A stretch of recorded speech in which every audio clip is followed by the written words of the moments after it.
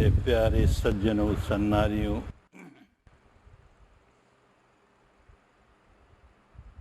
आप में से बहुत ऐसे हैं जिन्होंने विपश्यना का नाम तो सुना होगा, लेकिन अभी तक इसका अनुभव करके नहीं देखा। तो जानना चाहेंगे कि इन विपश्यना के केंद्रों में, विपश्यना के शिविरों में क्या सिखाया जाता है। तो थोड़े में समझें, हम कैसे सुख शांति का जीवन जी सकें।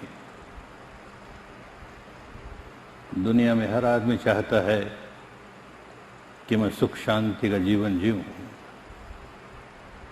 सब चाहते हैं, लेकिन केवल चाहने से तो नहीं होता। जीवन में न जाने कितने उतार चढ़ाव आते हैं, बसंत पतझड़ आते हैं, ज्वार भाटे आते हैं। आदमी अपने मन का संतुलन खो देता है, समता खो देता है, नहीं चाहते हुए भी व्याकुल हो जाता है। कभी कभी जीना मुश्किल हो जाता है, इतनी कठिनाइयां भी सामने आती हैं। विशेष करके गृहस्थों के लिए बहुत आवश्यक है, क्योंकि गृहस्थ के जीवन में कितने उतार चढ़ाव, और विशेष करके ऐसे लोगों के जीवन में जिनके सिर पर बहुत बड़ी जिम्मेदारी है, चाहे सरकारी जिम्मेदारी हो, चाहे व्यापारियों की जिम्मेदारी हो, किसी तरह की जिम्मेदारी है, उस व्यक्ति को विपश्यना बहुत लाभदायक होती है। ये केवल कहने की बात नहीं, लाखों आदमियों का अनुभव अब और करोड़ों आदमियों का अनुभव 2500 वर्ष पहले, सबका एक ही अनुभव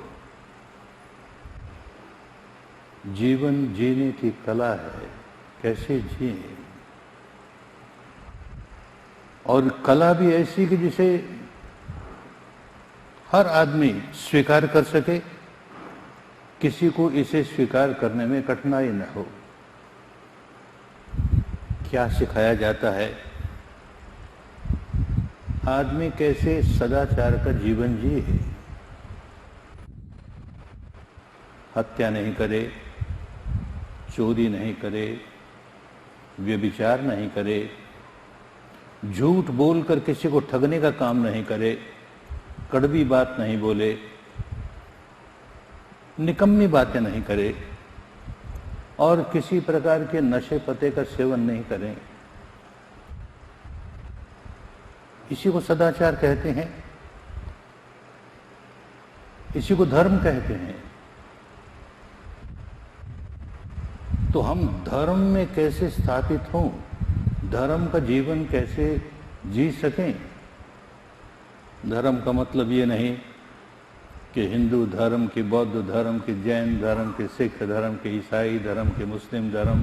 धर्म जो सबका होता है वो धर्म किसी एक संप्रदाय से जुड़ा हुआ नहीं, किसी जाति से जुड़ा हुआ नहीं, जो सबका है, जो धारण कर ले उसी का कल्याण हो जाए। वैसे भी आज संसार में जितने भी धार्मिक परंपराएं हैं, कोई ऐसी परंपरा नहीं है जो इस बात की शिक्षा न देती हो कि सदाचार का जीवन जियो। सबकी यही शिक्षा है। और सदाचार का जीवन कैसे जिए? एक आदमी चाहता है कि मैं सदाचार का जीवन जीऊं, कोई ऐसा काम नहीं करूं शरीर से और वाणी से जिससे अन्य प्राणियों की हानि हो, अन्य प्राणियों का अमंगल हो, अन्य प्राणियों की सुख शांति भंग हो। ऐसा नहीं करना चाहता, लेकिन फिर भी कर जाता है, क्योंकि मन वश में नहीं है। मन वश में हो तो समझदार आदमी कोई ऐसा काम नहीं करेगा जिससे समाज की शांति भंग होती है, समाज की व्यवस्था बिगड़ती है। ऐसा काम नहीं करना चाहेगा, पर मन वश में नहीं। तो जब कभी निर्णय करके किसी भी 10 दिन के शिविर में आओगे तो पहले तो उन 10 दिनों के लिए, कम से कम 10 दिनों के लिए ये 5 सदाचार को कड़ाई से पालन करना होगा। और क्या कठिनाई है, वहाँ का वातावरण ऐसा, और सुबह 4 साढ़े 4 से रात को 9 साढ़े 9 बजे तक ऐसा कार्यक्रम कि कौन सा सदाचार भंग करें, कैसे करेगा, परिस्थितियों वश नहीं करेगा।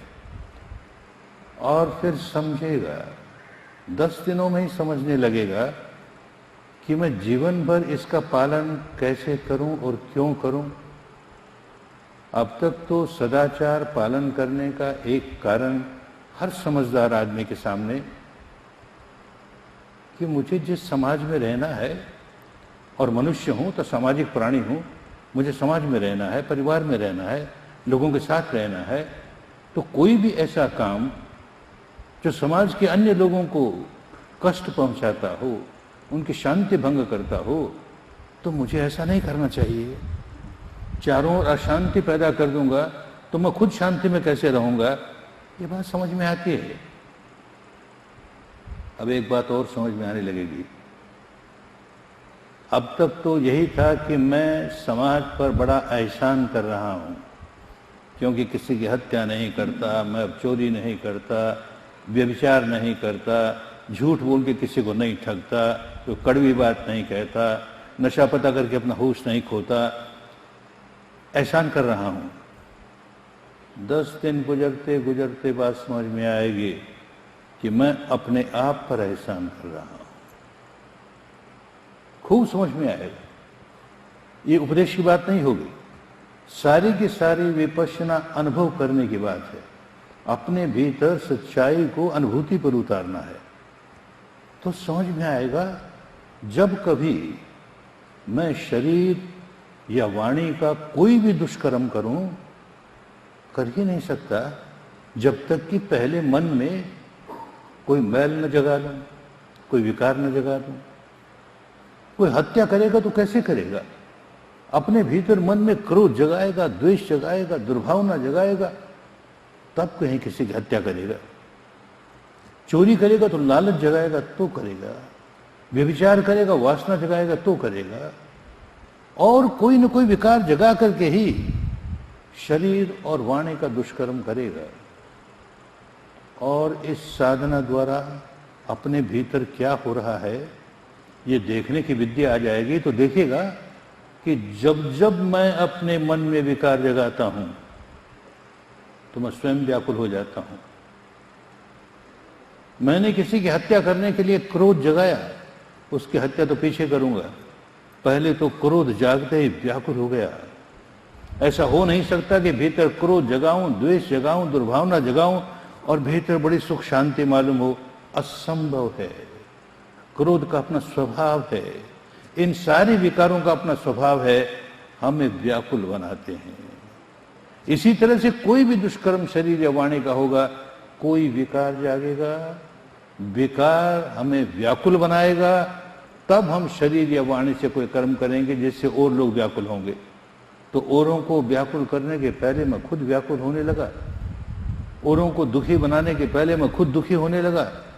दुनिया में एक आदमी ऐसा नहीं है जो अपने आप को दुखी बनाना चाहे, लेकिन होश नहीं है, कभी अपने भीतर देखा नहीं क्या हो रहा है, तो नहीं चाहते हुए भी अपने आप को दुखी बनाता है। दिन भर कभी ये विकार जागा, कभी वो विकार जागा। अच्छा, वाणी से कोई दुष्कर्म नहीं किया, शरीर से नहीं किया, पर मन में विकार तो जगाया, क्रोध जागा। हमने किसी को वाणी से अपशब्द कह करके दुखी नहीं बनाया, हमने हाथ उठाकर किसी को दुखी नहीं बनाया, अपने आप को दुखी बनाने लगे ना। क्रोध जागते व्याकुल हो गया। क्या करने लगा? मैं क्या करने लगा? हर विकार हमको व्याकुल बनाता है। ये उपदेश की बात नहीं, अनुभव की बात। और 10 दिन तक ये अनुभव करोगे, 10 दिन में इतने परफेक्ट हो जाओगे कि उसके बाद कभी मन में विकार ही नहीं जागेगा, कभी कोई शरीर और वाणी का दुष्कर्म ही नहीं करेंगे। ऐसा नहीं मानना चाहिए। ये किंडरगार्टन है, कह के सीखने आए हैं एक विद्या जो हमको अपने भीतर क्या हो रहा है ये देखने की क्षमता प्रदान करती है। अब तो कभी देखा ही नहीं। आंख बंद करके ध्यान भी किया तो किसी कल्पना का ध्यान किया जो अनुभव पर नहीं आ रहा। हमें किसी अन्य प्रकार के ध्यान से कोई विरोध नहीं करना चाहिए, पर हमें तत्काल लाभ क्या होता है वो देखना है। हम अपने स्वभाव को कैसे बदलें। एक शराबी खूब जानता है कि मुझको शराब के बाहर निकलना है, कैसे निकले। जुआरी खूब समझता है मुझको जुए के बाहर निकलना है, कैसे निकले। और जितने व्यसन हैं खूब जानते हैं बाहर निकलना है, बाहर निकलना है, कैसे निकले। एक आदत पड़ गई, एक स्वभाव हो गया, जब देखो तो भयभीत होता है, क्या हो जाएगा, मुझे क्या हो जाएगा। इस भय के बाहर कैसे निकले। जरा सी अनचाही बात हुई कि असुरक्षा की भावना आने लगी, क्या हो जाएगा, मुझे क्या हो जाएगा। डिप्रेशन आने लगा, भीतर टेंशन आने लगा। अरे अपने आप को दुखी बनाने के हजार कारण, पर उनके बाहर कैसे निकलें। तो ये जो भीतर देखना आएगा उससे मालूम होगा कि मैं सचमुच व्याकुल क्यों होता हूं, उसके पीछे गहराई से कारण क्या है। ऊपर ऊपर के कारण तो बहुत स्पष्ट मालूम होते हैं और उन कारणों को दूर करने का प्रयत्न किया जा सकता है। बाहर की कोई घटना ऐसी है जो हमें नहीं अच्छी लगती, इसलिए हम व्याकुल होते हैं। ये घटना ऐसे न हो तो हमें हमारी व्याकुलता दूर हो जाएगी, नहीं दूर होगी। एक बार लगेगा दूर हो गई, लेकिन जड़ों तक व्याकुलता का ही स्वभाव बना लिया, वो स्वभाव के बाहर कैसे निकले। जड़ों तक ऐसा स्वभाव कि जब देखो तब भयभीत हैं, जब देखो तब असुरक्षा की भावना है, ये स्वभाव कैसे निकले। भीतर ही भीतर जरा से अनचाही होने पर क्रोध जगाने का स्वभाव, जरा से मनचाही होने पर आसक्ति पैदा करने का स्वभाव। बुद्धि से सब समझते हैं अच्छा नहीं है, नहीं होना चाहिए, कैसे निकले। तो पहले वहां आने पर 10 दिनों के लिए ये प्रण लेना होता है कि मैं शरीर और वाणी से कोई ऐसा काम नहीं करूंगा जिससे अन्य प्राणियों की सुख शांति भंग होती हो। माने यहां रहते हुए 10 दिन तक मैं सदाचार का जीवन जीऊंगा। कैसे जिएगा, तो मन को वश में करे, मन का मालिक बने। बहुत तरीके होते हैं। मन को एकाग्र करने के कितने तरीके होते हैं। मन को एकाग्र करने के लिए कोई आलंबन चाहिए, तो कितने आलंबन होते हैं। कोई भी आलंबन लेके मन को एकाग्र करने का अभ्यास किया जा सकता है। इस परंपरा में जो आलंबन दिया जाता है वो सार्वजनिक आलंबन है। जैसे सदाचार का जीवन जीना सार्वजनिक है, इस पर कोई हिंदुओं की मोनोपोली नहीं, बौद्धों की मोनोपोली नहीं, जैनियों की मोनोपोली नहीं, इस्लाम की मोनोपोली नहीं, क्रिश्चियन की मोनोपोली नहीं। सारी धर्म परंपरा कहती है सदाचार का जीवन जियो, सदाचार का जीवन जियो। Live the life of morality. Morality morality morality मन वश में नहीं। तो मोरलिटी जैसे सार्वजनिक है, ऐसे मन को वश में करने का काम भी सार्वजनिक होना चाहिए, जिसे सब स्वीकार कर सकें, जिसका अभ्यास सब कर सकें। तो जो आलंबन दिया गया वो अपना सांस, बस इस सांस के सहारे ही सहारे। सांस आ रहा है तो आ रहा है, जान रहे हैं, जा रहा है तो जा रहा है, जान रहे हैं। तो सांस तो सबका एक जैसा होता है। सांस को हम नहीं कह सकते हिंदू सांस है कि मुस्लिम सांस है कि क्रिश्चियन सांस है कि बौद्ध सांस है। सांस सांस है। इसके साथ कोई शब्द जोड़ दे तो कठिनाई हो जाएगी। इसके साथ कोई रूप, कोई आकृति जोड़ दें, कठिनाई हो जाएगी। या सांस की कसरत शुरू कर दें, कठिनाई हो जाएगी। जैसा है वैसा है, लंबा है तो लंबा है, ओछा है तो ओछा है, गहरा है तो गहरा है, छिछला है तो छिछला है। बाईं नासिका से गुजरता है, बाईं से गुजरता है, दाहिनी से गुजरता है, दाहिनी से गुजरता है। हम केवल दृष्टा भाव से, साक्षी भाव से जानने का काम कर रहे हैं। इसके 2 लाभ, एक तो चित्त धीरे धीरे एकाग्र होने लगा, उसे एक ऐसा आलंबन मिला जो सदा हमारे साथ रहता है। जब से जन्मे हैं और जब तक मृत्यु को प्राप्त नहीं हो जाएंगे, हमारा सांस हमारे साथ है। जब चाहे तब सांस पर मन लगा लिया, जब चाहे तब जरा सी व्याकुलता आई, सांस को जानने लगे, सांस को जानने लगे। एक तो ये बहुत बड़ा कारण कि केवल सांस का ध्यान कराया गया। दूसरा बड़ा कारण कि सांस को देखते देखते हमको उन गहराइयों पर पहुंचना है कि जहां हमारे मानस की जड़ों में कोई विकार जागता हो। क्रोध जागा पर जागा कहां, द्वेष जागा जागा कहां, राग जागा जागा कहां, जड़ों तक। मन को ऊपर ऊपर सुधार देने के बहुत साधन है। अच्छा है, उतना लाभ तो होता ही है। मन को जड़ों से सुधार ले तो स्वभाव बदल गया। शराबियों की शराब छूट गई, जुआरियों का जुआ छूट गया, व्यभिचारियों का व्यभिचार छूट गया, झूठ बोलने वालों का झूठ छूट गया। कैसे छूट गया? उपदेशों से नहीं। दिखता है भीतर जाते जाते जाते कि जैसे ही कोई विकार जागा कि अरे व्याकुल हो गया, मैं व्याकुल हो गया।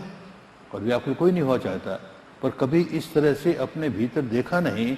तो सांस का उपयोग इसलिए भी कर रहे हैं कि खाली सांस को देखते देखते देखते, माने उसको फील करते करते करते 3 दिन में ऐसी अवस्था में पहुंच जाते हैं कि शरीर पर सेंसेशन क्या हो रही है, पहले तो इस स्थान पर सेंसेशन क्या हो रही है, और फिर चौथे दिन से सारे शरीर में सेंसेशन तो होती ही रहती है।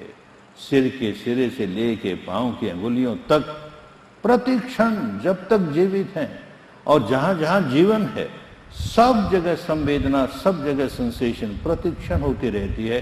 ये जो भारी संवेदना है, पीड़ा आई, भारीपन हुआ, दुखा हुआ, ये तो कोई भी फील करता है, क्योंकि इसे कॉन्शियस माइंड भी फील करता है।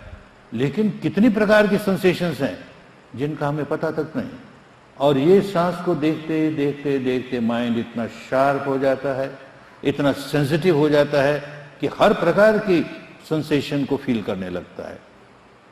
3 दिन तक सांस का काम इसलिए करवाया कि माइंड इतना शार्प हो जाए, सेंसिटिव हो जाए, सटल हो जाए कि सारी अवस्थाएं, स्थूल से स्थूल और सूक्ष्म से सूक्ष्म, सारी अनुभूतियों पर उतरने लगे। एक बात। और दूसरी बात उससे ये हो कि जो अनुभूति पर उतरा उसे समझिए तो सदा रहने वाला नहीं है। कोई ऐसी अनुभूति हुई जो बड़ी अप्रिय हुई, नहीं अच्छी लगी, तो साक्षी भाव से देखता, देखें कब तक रहती है, देखें कब तक, अनंत काल तक कोई अनुभूति नहीं रहती, कोई सेंसेशन नहीं रहती, देखते देखते खत्म हो गई। बड़ी सुखद आई, देखें कितनी देर रहती है, देखते देखते खत्म हो गई। अरे इसका स्वभाव है उत्पन्न होना, नष्ट होना, उत्पन्न होना, नष्ट होना।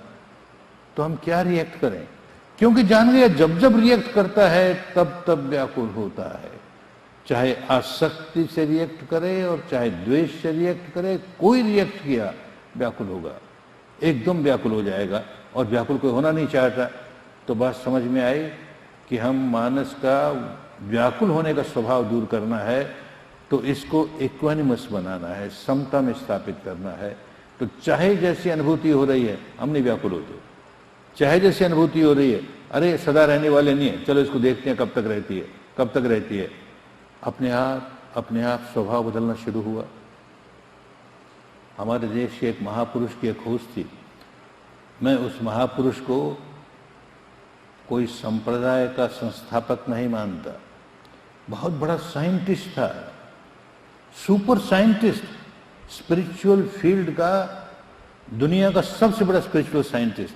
हर बात एक साइंटिस्ट की तरह खोज करता है और हमें इस प्रकार खोज करने की एक विद्या देता है। तुम भी देखो, एक साइंटिस्ट की तरह divide it, dissect it, disintegrate it, dissolve it and see what is happening with in you. ये जो ऊपर ऊपर से ठोस मालूम होता है सारा शरीर, बहुत लोगों को 7वें 8वें दिन पहुंचते पहुंचते सारी सॉलिडिटी खत्म। ये कोई कल्पना नहीं है, अनुभूति होती है। कहीं सॉलिडिटी का नामो निशान नहीं, केवल तरंगे, केवल तरंगे, वेवलेट्स वेवलेट्स वेवलेट्स, और उसमें तरह तरह की संवेदनाएं। और उन संवेदना को नहीं जानने के कारण हम अपना स्वभाव बनाते हैं, कभी राग जगाते हैं, कभी द्वेष जगाते हैं। तो वो जो सेंसेशन तक पहुंचा तो हम हमारे मन के जड़ों तक पहुंच गया। मन को ऊपर ऊपर से सुधारना बहुत आसान है। ये सांस का ही खाली काम करे, जोर जोर से सांस लेवे, मन शांत हो जाएगा। या सांस के साथ कोई शब्द जोड़ दे, मन शांत हो जाएगा। बहुत तरीके होते हैं, कोई भजन, कोई कीर्तन, अच्छा है, इन सब से लाभ होता है। लेकिन जड़ों तक अगर पहुंचना है तो बॉडी सेंसेशन तक पहुंचना पड़ेगा। मन, उसकी जड़ें बॉडी सेंसेशन से जुड़ी हुई है। मन में कोई विकार जागे, बॉडी पर सेंसेशन होगी। बॉडी में कोई सेंसेशन हो, मन में विकार जागेगा। दोनों एक दूसरे को प्रभावित करते हैं। माइंड बॉडी को प्रभावित करता है, बॉडी माइंड को प्रभावित करती है, और क्या हो रहा है हमें पता तक नहीं। हम मन के ऊपरी ऊपरी हिस्से को, जहां बुद्धि काम करती है, वहां तक तो जानते हैं, और उसके नीचे गहराइयों तक क्या हो रहा है कभी उसे जानने का प्रयत्न नहीं किया, क्योंकि विद्या ही लुप्त हो गई अपने देश से। अब आइए फिर, तो किसी संप्रदाय का व्यक्ति हो, जो करे उसी को लाभ होता है, जो करे उसी को लाभ होता है। विकारों से तो हर आदमी व्याकुल होता है। ये सार्वजनिक रोग है, केवल बौद्धों का नहीं, केवल हिंदुओं का नहीं, केवल जैनियों का नहीं, केवल मुसलमानों का नहीं। जो जो अपने मन में विकार जगाता है व्याकुल हो जाता है। और जो विकार जगाता है तो उसको क्या नाम देवें? क्रोध जगा तो कहाँ कहेंगे हिंदू क्रोध है, कि बौद्ध क्रोध है, कि जैन क्रोध है, कि मुस्लिम क्रोध है? क्रोध है। और क्रोध होने से जो व्याकुलता आई, उसको भी क्या नाम देंगे? हिंदू कहेंगे, बौद्ध कहेंगे, जैन कहेंगे, ईसाई कहेंगे। और इस विद्या द्वारा वो निकल गया तो विकार निकल गया, तो शांति आई। उस शांति को क्या नाम देंगे? ये हिंदू शांति है, कि बौद्ध शांति है, कि जैन शांति है? शांति है भाई। भीतर अशांत होते हो, बेचैन होते हो, अपने आप को दुखी बनाते हो, और अपने को सीमित नहीं रखते, दुख को बांटते हो। जैसे ही मैं कोई विकार जगाऊंगा, खुद भी व्याकुल होऊंगा, और आसपास के सारे वातावरण में व्याकुलता की तरंगे, व्याकुलता की तरंगे। जो मेरे साथ रहेंगे, जो मुझसे मिलेंगे, सबको व्याकुल बना रहा हूं। कैसा जीवन जीता हूं? जीना नहीं आया, जीवन जीने की कला नहीं आई। इससे सीखेगा। तो ये तीनों काम, एक तो सदाचार का जीवन जीना है, ये अपने भले के लिए मुझे जीना है, ये बात समझ में आई। और एक अपने मन को वश में करना है। बिना वश में किए कोई आदमी सुख का जीवन जी नहीं सकता, हजार चाहते हुए भी। तो मन को वश में करने के लिए भी हमने खाली सांस का प्रयोग किया, जो सब कर सकते हैं। और फिर केवल मन को वश में कर लेने से बात नहीं बनी, मन को एकाग्र करने से बात नहीं बनी। दुनिया में बुरा से बुरा काम भी मन को एकाग्र करके किया जाता है। बुरे से बुरा काम करने वाला भी अपने मन को एकाग्र करता है, फिर बुरा काम करता है। तो बुरा काम कर लेने के लिए, उससे बचने के लिए केवल एकाग्रता नहीं, मन की निर्मलता चाहिए। निर्मल मन होगा तो बुरा काम होगा ही नहीं। मन निर्मल होगा तो उसमें प्यार जागेगा, करुणा जागेगी, सद्भावना जागेगी। जब देखो तब सद्भावना ही सद्भावना। किसी का बुरा हो जाए ऐसा सोच भी नहीं सकेगा, करना तो दूर रहा। तो जीना आ गया, जीने की कला आ गई। और ये केवल कहने की बात नहीं है, प्रत्यक्ष को प्रमाण किया। प्रत्यक्ष कोई संसार में ऐसी कोई धार्मिक परंपरा नहीं, ऐसा कोई रिलीजन नहीं संसार में जिसके फॉलोअर्स विपश्यना के शिविर में ना आते हो। कोई नहीं। और केवल फॉलोअर्स नहीं, उनके लीडर्स, हर संप्रदाय के लीडर्स आते हैं। और जो आते हैं उनको लगता है तो हमारा ही है, अरे तो हमारी बात है। क्योंकि सदाचार की बात तो सबकी बात है, मन को वश में करना सबकी बात है, मन को निर्मल करना सबकी बात है, मन में सद्गुण भरने, प्यार भरना, सद्भावना भरनी, मैत्री भरनी, करुणा भरना, सबकी बात है। और उपदेश नहीं है, करना सिखाते हैं। तो भीड़ लगती है, लोग आते हैं और उनका जीवन बदलता है। कोई कर्मकांड नहीं है, कोई अंधविश्वास नहीं है, प्योर साइंस है, माइंड और मैटर के इंटरेक्शन का। और वो भी इतने डेप्थ में जहां हम कभी नहीं पहुंचे। ऊपर ऊपर से माइंड को सुधारने के हजार रास्ते हो सकते हैं, जड़ों तक जब तक नहीं सुधरेगा। ऊपर से कोई पेड़ अस्वस्थ है, हजार उसको स्वस्थ बनाने का प्रयत्न करेंगे। अगर जड़ें अस्वस्थ हैं, जड़ें रोगी है, तो पेड़ रोगी ही रहेगा। मन को ऊपर से हजार सुधार लें, जब तक जड़ें नहीं सुधरी तो छुटकारा नहीं हुआ। तो ये विद्या हमको वहां पहुंचाती है जहां मन की जड़ें हैं, और जहां पर मन के साथ विकारों की उत्पत्ति होती है, और उत्पत्ति होकर के उनका संवर्धन होता है, बढ़ता है, बढ़ता है, बढ़ता है। कोई विकार शुरू हुआ और बढ़ते बढ़ते बढ़ते सिर पर सवार हो गया, भूत की तरह सवार हो गया। अब हम चाहें तो भी इससे अलग नहीं हो सकते, वो हमको जो करवाए सो हम करना पड़ता है। तो जड़ों पर ही रोक लगा दें, जड़ों पर सुधार कर दें, कल्याण हो गया। तो जब कभी आओगे तो इस घबराहट से नहीं। मैं अपनी बात कहता हूं, बहुत कट्टर हिंदू सनातनी घर में जन्मा, और किसी ने कहा कि जाकर के देखो वहां 10 दिन, अरे ये तो बौद्धों का है, अरे बाबा कहीं मैं बौद्ध न हो जाऊं, मैं कहीं बौद्ध न हो जाऊं, बड़ी घबराहट थी। गया तो देखा ये तो सबका है भाई, ये तो सबका है। सदाचार का जीवन जीना सबका है। मन को वश में करना, वो भी सांस के सहारे करना, सबका है। मन को निर्मल करना, वो भी अपने शरीर की संवेदनाओं को देखते हुए, मन के विकारों को देखते हुए उनसे छुटकारा पाने की विद्या सबकी है। तो जैसे मुझे लगा सबका है, हमारा ही है, ये तो हमारा ही है, ऐसे मैं देखता हूँ दुनिया के हर संप्रदाय के लोग आते हैं और कहते हैं कि हमारा ही है, हमारा ही है।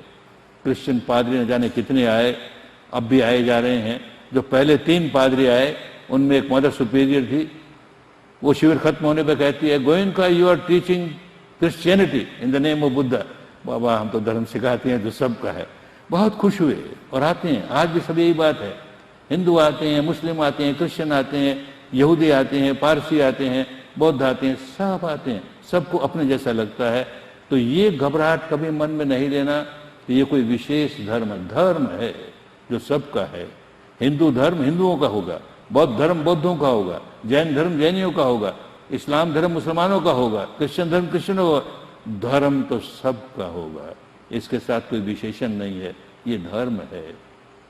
तो एक बार अपने जीवन के 10 दिन दे करके ये विद्या सीखनी चाहिए, क्योंकि इतनी जिम्मेदारी का पोस्ट लेकर के बैठे हैं, काम कर रहे हैं, जिम्मेदारी का कितना तनाव होता है। यहाँ की सरकार ने छूट दी है ऑफिसरों को कि 14 दिन की छुट्टी देते हैं, विद पे जाके सीख कर आओ। क्यों? जानते हैं, देखते हैं कि परिवर्तन आया, काम करने की शक्ति बढ़ी और सही काम होने लगा। और ठीक इसी प्रकार आंध्र प्रदेश के सरकार ने छूट दी। इसी प्रकार मध्य प्रदेश की सरकार ने, जब आईएएस का ट्रेनिंग होती है तो उसमें 10 दिन का शिविर रखा, विपश्यना भी। इसी प्रकार राजस्थान में कोई ऑफिसर चाहे कि हमको जाना है तो छूट मिलती है उसे। क्यों होता है? आदमी का परिवर्तन होता है, जीवन बदलता है, अच्छा जीवन जी सकते हैं। जेलों में प्रयोग भारत में ही नहीं, विश्व के न जाने कितने जेलों में प्रयोग हो रहा है। हार्ड क्रिमिनल्स कैसे बदल जाते हैं। कोई जादू नहीं, कोई चमत्कार नहीं, अपने भीतर देखते देखते अरे मैं अपनी हानि कर रहा हूं, और कोई अपनी हानि नहीं करना चाहता। मैं अपने को दुखी बना रहा हूं, मैं क्या कर रहा हूं, अपने को दुखी बना रहा हूं। कोई अपने को दुखी नहीं बनाना चाहता, तो स्वभाव पलटने लगता है, अनुभूति के बल पर, उपदेशों के बल पर नहीं, अनुभूति के बल पर स्वभाव पलटता है, स्वभाव पड़ता है, अच्छा जीवन जीने लगता है।